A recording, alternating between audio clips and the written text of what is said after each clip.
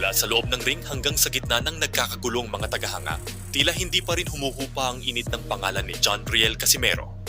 Matapos niyang gulantangin ang mundo ng boxing sa pamamagitan ng impresibong pagpapatumba sa dating Mexican champion na si Luis Pantera Neri. Isang panibagong eksena naman ang naganap sa labas ng ring at ito ay lalong nagpatunay kung gaano kalaki ang suporta at pagmamahal ng mga tagahanga para sa tinaguriang angas ng Pinas.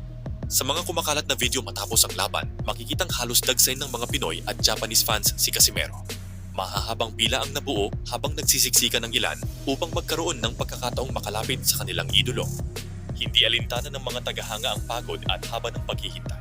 Ang mahalaga sa kanila ay ang makaharap ng personal ang mandirigmang Pilipino na muling nagbigay ng karangalan sa bansa. Habang ang iba ay masayang nakikipag-selfie, marami rin ang nagdala ng iba't ibang gamit para lamang magkaroon ng pirma ni Casimero. May mga bit-bit na sombrero, may mga jersey, may mga notebook, at maging boxing gloves ay ipinapirma ng kanyang mga taga-suporta. Ngunit sa gitna ng masayang tagpo, isang hindi inaasahang pangyayari ang agad naging usap-usapan. Isang babaeng tagahanga ang biglang umagaw ng eksena nang hilingin nitong magpa-autograph sa kanyang dibdib. Nagulat man ang ilan, naging game naman ang dating 3-division world champion sa kanyang tagahanga.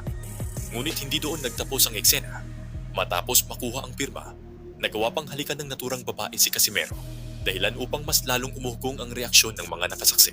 Sa kabila ng lahat ng atensyon, nanatiling kalmado at magiliw si Casimero habang isa-isang pinagbibigyan ng kanyang mga tagahanga. Para sa marami, isa itong malinaw na patunay na bukod sa kanyang talento sa loob ng ring, marunong din siyang magbigay halaga sa mga taong patuloy na sumusuporta sa kanyang karera.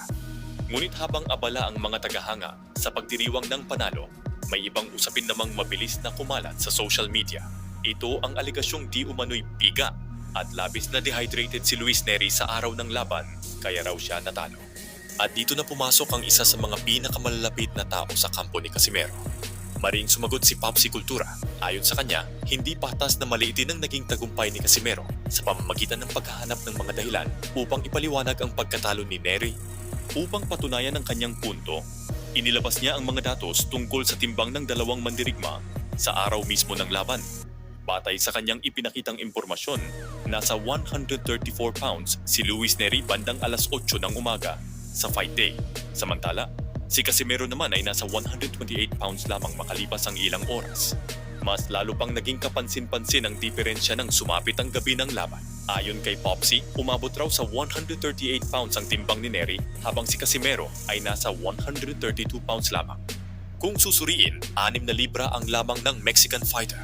At sa mundo ng boxing, hindi biro ang ganoong kalaking agwat. Sa katunayan, ang timbang na iyon ay maituturing ng pang-junior welterweight. Ibig sabihin, sa kabila ng laki at kalamangan sa timbang ni Neri, nagawa pa rin siyang mapatumba ni Casimero. Dito lalong umiinit ang debate. Kung talagang lugi si Neri, bakit siya ang mas mabigat? Kung talagang sobrang nanghina siya, paano niya nagawang magdagdag ng timbang ng ganoon kalaki bago ang laban? Ayon pa kay Popsi Cultura, hindi naman umano pinilit si Neri na magbawas ng timbang sa loob ng ibinigay na palugit. Sa halip, mas pinili raw nitong tanggapin ang multa at bayaran ng 30% purse penalty. Para kay Popsi, matagal nang ginagamit ng mga kritiko ang parehong dahilan sa tuwing nananalo si Casimero. Anya, nangyari rin ito matapos talunin ng Pilipino si Saul Sanchez. Sa halip na kilalanin ang kakayahan ng Pinoy fighter, mas pinipili umano ng ilan na maghanap ng mga palusot.